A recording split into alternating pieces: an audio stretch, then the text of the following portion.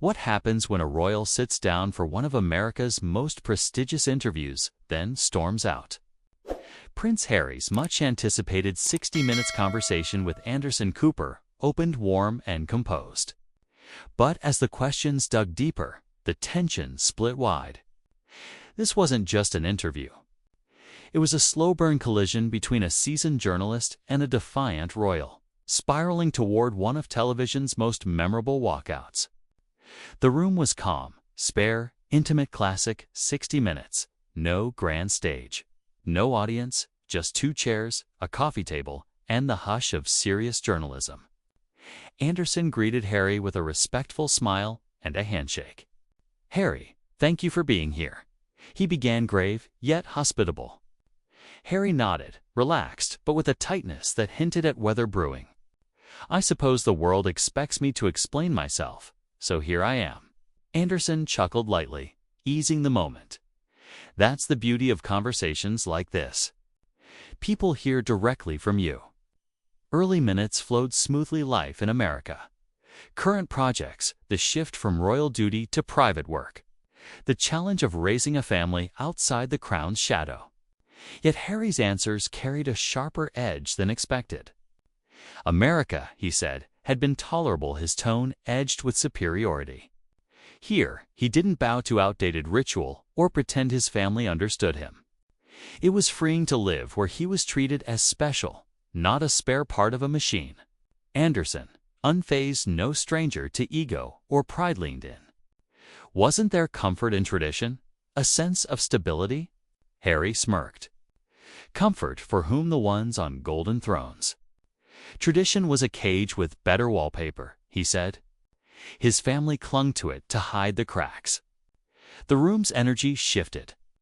Anderson noted the flash of defiance in Harry's eyes, but kept his voice even. Millions still admired the monarchy as a symbol of unity and resilience. What would he say to them? Harry's reply was swift, dismissive.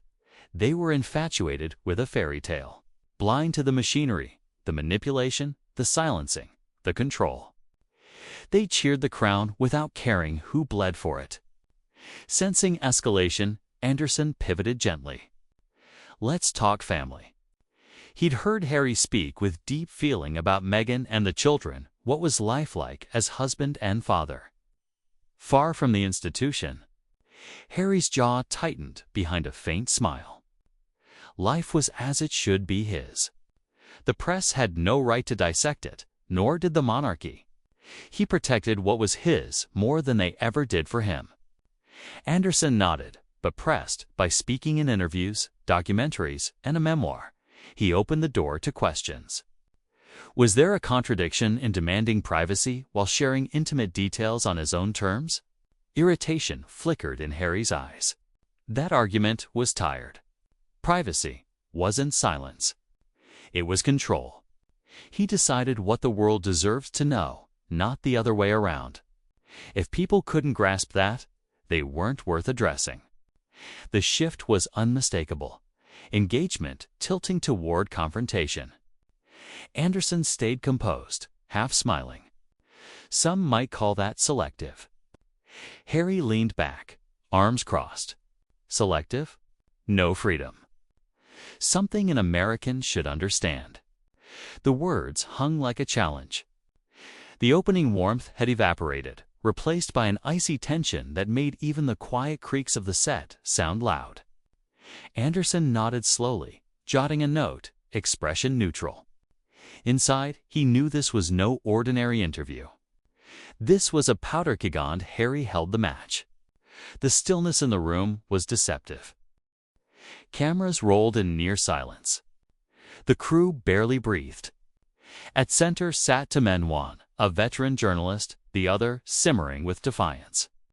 The tension was visible, shimmering like heat over asphalt. Anderson Cooper leaned in, voice measured and calm. His questions honed just enough to slip past Harry's polished guard. "You've spoken about your struggles with the institution," Anderson began. "But something deeper. Your mother, Princess Diana, became a global symbol, not just for her role, but for how she connected with people. Do you feel you carry her legacy?" Harry's lips thinned. The nerve was raw, and his reply came clipped. Legacy is a word the media loves. You put my mother on pedestals, tore her down, and now expect me to wear that weight like a crown. I'm not her replacement, and I won't let anyone use her name to measure me. Anderson nodded evenly. Fair point. But many see you continuing her spirit of independence, challenging tradition. Isn't that something you embrace? Harry scoffed, folding his arms. You want to turn me into a symbol because it sells headlines. I'm not a candle in the wind for anyone's nostalgia. My mother's memory belongs to me and my family, not the public, and not journalists looking for a spin. Anderson absorbed the sting without flinching. All right, let's pivot. Meghan, you've both spoken at length about the difficulties you faced. Some critics say your marriage pulled you further from your family. How do you respond? Irritation flashed. Critics. The same people who've never met her, writing from behind desks as if they understand marriage. Meghan saved me from a suffocating institution. She didn't pull me away, she freed me. Anyone who can't see that is blind. Anderson kept his tone even. When you say she saved you, doesn't that imply that without her you'd still be trapped? Doesn't that give her singular power over your decisions? Harry shook his head, smirking. Singular power? No. It's called partnerships, something most journalists don't grasp because they're too busy dissecting other people's relationships instead of living their own. Refusing to bite. Anderson jotted a note and shifted again. You've been open about raising your children in America. How is fatherhood different here than it might have been in the UK? Harry exhaled sharply. Simple. Here my children get to be normal. They're not props for photographers or pawns in a royal chess game. And unlike back home, they have a father who protects them. Anderson tilted his head. So you don't believe your family would have protected them? Harry's tone turned mocking. Protected them. The monarchy doesn't protect its heirs, let alone the so-called spare's children. My kids would have been sacrifices on the altar of tradition.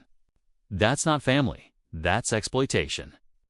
Anderson sighed lightly, patience intact. Some might argue that by doing documentaries, a book, and interviews like this, you're also putting them in the spotlight, just on your terms. How do you reconcile that? Harry leaned forward, voice hard. I don't need to reconcile anything. I decide what's best for my family. Not the media, not the crown, and certainly not people like you.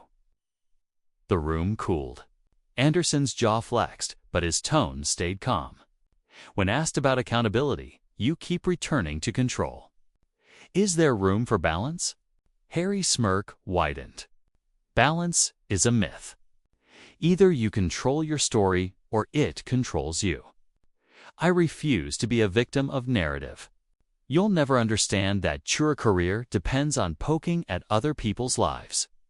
For the first time, a faint crease crossed Anderson's brow. He let the silence stretch, watching Harry sit in it. Then, deliberately, let's look ahead. What do you see for yourself in the future? What does life look like for Prince Harry 10 years from now? Harry chuckled under his breath without warmth. It was condescending. The future. The future is mine, not a press release for public consumption. I'll do what I want, when I want, and people can accept it or choke on their expectations. Anderson tapped his pen once, twice. The calm mask held, but the weight behind his eyes hinted at a gathering storm. He shifted, exhaled, leaned back. Interesting, Martin, he murmured, almost to himself. Then to Harry. I've interviewed people at their highest and lowest, presidents in scandal, soldiers back from war, families broken by tragedy. They shared one thing: humility. Do you worry you've lost yours?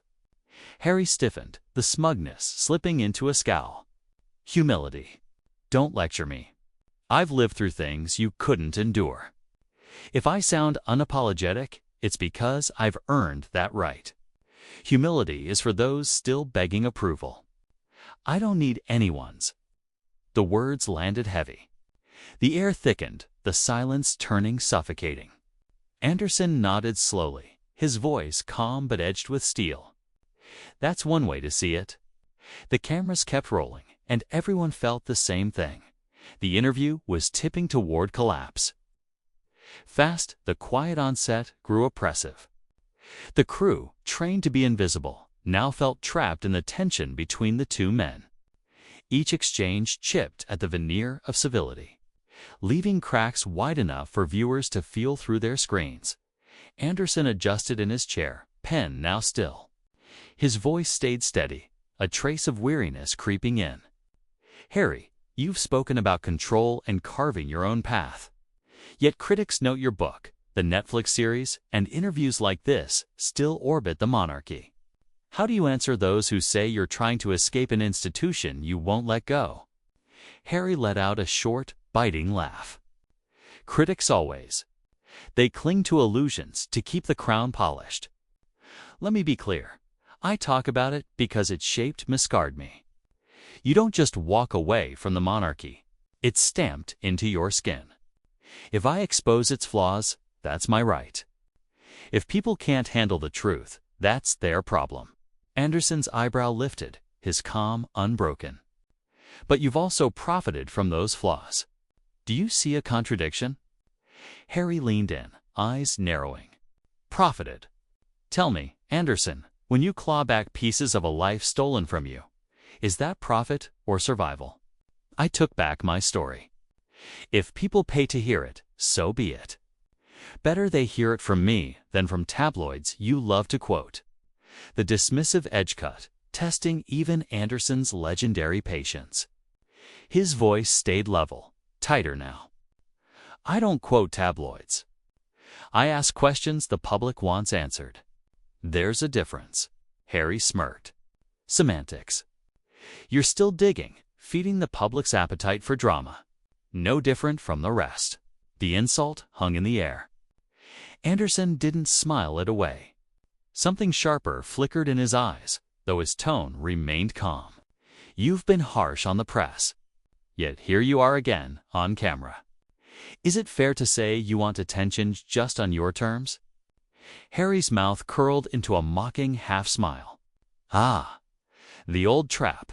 Attention, fame, celebrity, tired, recycled narratives. I'm not here because I want your attention. I'm here because you begged for mine. Let's not pretend otherwise. The arrogance sent a ripple through the room. A producer shifted. Even the light's faint hum seemed louder. Anderson absorbed the jab, composed but fraying at the edges. All right, he said softly. Let's shift. Your mother meant the world to you. She fought for her independence and her voice sometimes against the same institution you criticize. Do you think she'd be proud of how you've handled things? Harry's jaw tightened. His eyes flashed with something between anger and pain. Don't you dare sit there and use my mother as a prop for your broadcast. You didn't know her. You didn't know what she endured, and you have no right to guess what she would or wouldn't think. Anderson let the words settle. His expression stayed neutral, but his patience was down to a thread. I wasn't speculating. I asked for your perspective. There's a difference, Harry. Harry leaned back, voice edging higher, arrogance in every syllable. Perspective. Mine doesn't need your validation or anyone's. If you're trying to corner me into a sentimental soundbite, you're wasting your time. Anderson's pen tapped once on the pad, then stilled. He exhaled slowly, steadying himself. Very well. Let's talk about Meghan. Many admire her. Others criticize her. How has her role shaped the man you are today? Harry laughed without humor. Here we go. Ways Meghan. Always the fixation. Let me spell it out. Meghan isn't my role model. She's my partner. If people can't accept that, they're stuck in the past like you. Why not ask about my work, my projects, instead of parroting what the world already speculates? Anderson's smile thinned. Professionalism strained. I have asked about your work. You've steered every answer back to grievances with your family or the press. Is it possible your critics have a point that your story is now defined by resentment rather than purpose? Harry's face hardened, his voice dropping to a growl. Critics, always critics. I don't owe anyone purpose. I don't owe you a tidy narrative. I live for myself, not for approval. The arrogance was suffocating now. Anderson leaned forward, voice calm but edged with steel. And yet you're here on one of America's most watched programs, demanding to be heard. That, Harry, is a contradiction worth noting. Harry's reply was venomous. Spare me the lecture, Anderson. You trade in contradictions. Without people like me, you'd have nothing to fill your precious airtime. Remember that before you moralize. Silence fell heavy, almost unbearable. Crew members shifted, uneasy. Anderson's composure hadn't fully cracked. But Harry's arrogance pressed hard at last. Anderson straightened, tone low and deliberate. I've interviewed leaders, survivors, people who faced unimaginable loss. They carried themselves with dignity. What I'm seeing here, Harry, is something else. Harry's eyes narrowed. The smirk returned. Dignity is overrated. Survival is what matters, and I've survived more than you'll ever understand. The words landed with finality, not respect. The room bristled with hostility. The breaking point was a breath away. Everyone felt it, the fuse nearly gone. Anderson sat back, composure threadbare. The next question, the next exchange, would decide everything. The studio quiet felt alive, pulsing with unspoken tension. Anderson poised in his chair, face calm, eyes sharp, studying the man across from him. Prince Harry, arms folded, chin lifted, wore the look of someone convinced he'd won by refusing to bend, but beneath the smugness flickered unease. Like a fire burning too hot to control, Anderson cleared his throat, voice steady. Harry, let's step back. For nearly an hour, we've talked about family, your choices, your life in America. You've spoken of control and refusing to be defined by others. Plainly, don't you think this defensiveness, this hostility, is defining you more than anything your family or the press ever could? Harry tilted his head, smirking. Defensiveness? Hostility. I call it honesty, something your industry can't stand. The problem isn't me. It's people like you who keep trying to box me into a fairy tale. Newsflash. I don't fit the box, and I never will. Anderson tapped his pen once, leaned in, voice now edged with steel. This isn't about fairy tales, Harry. It's about accountability. Every time I ask about your family, you lash out. When I ask about your wife, you scoff. When I ask about your future, you dismiss it. At what point do you stop blaming everyone else and look in the mirror? Harry's expression hardened. He leaned forward, words sharp. You sit there in judgment as if you know what it's like to be hounded every second of your life. You don't. None of you do. And you expect me to bow my head and answer politely? No, that's over. I'm done playing by anyone's rules but my own. The air grew heavier. Every eye in the room fixed on the two men. Anderson's patience, stretched thin, finally snapped. He set his pen down and locked eyes with Harry. Let me tell you something, he said, low and cutting. I've interviewed presidents under fire, war veterans broken and rebuilt, survivors of unimaginable loss. Do you know what they shared? Humility, gratitude, a sense of responsibility. What I see here isn't courage, it's arrogance. You call it honesty. I call it entitlement. Harry blinked, briefly caught off guard. Entitlement from you? He scoffed, recovering. You don't get to define me. You don't get to lecture me about humility. I've lived a life you couldn't survive for a day." Anderson shook his head slowly. "No, Harry. You've been given a life most people can't imagine. Instead of owning that, instead of using it with grace, you sneer at every question and treat every opportunity as an insult. That's not survival. That's self-destruction." The word struck harder than any previous question. Harry's jaw clenched. Color rose in his face. "You think you can shame me?